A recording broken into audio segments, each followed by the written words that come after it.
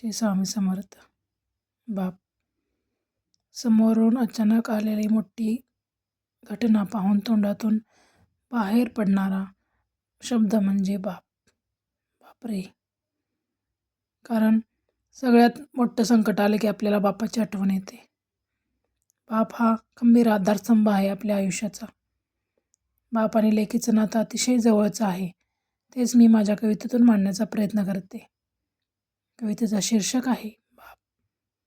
काय बोलू बापासाठी त्याने दाखविले हे जग. काय बोलू बापासाठी त्याने दाखविले हे जग. किती फेडायचे म्हटले तरी नाही फिटायचे हे पांग. लेक येता अंगणात चेहरा खुलतो गालात. लेक येता अंगणात चेहरा खुलतो गालात. होतो आनंद बापाचा लेकीला बघून दारात. लेक येता माहेराला आनंदाला पारावर नाही. लेक येता माहेराला आनंदाला पारावर नाही. किती आणि काय करू हे त्यास कळतच नाही. तिच्या आवडीच्या गोष्टींनी मात्र घर हे भरून जाई. असा आहे बाप माझा. असा आहे बाप माझा साधा भोळा शेतकरी. खातो आनंदाने तो त्यास मिळालेली भाजी भाकरी.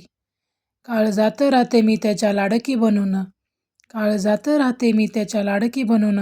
काटा लागला जरी मला पाणी येते त्याच्या डोळ्यातून. बाप नाही व्यक्त होत कधी लेकरासमोर. बाप नाही व्यक्त होत कधी लेकरासमोर. लेकरानेच जाणावे त्याच्या मनाचे ते हाल. बाप आहे मायेचा अखंड झरा.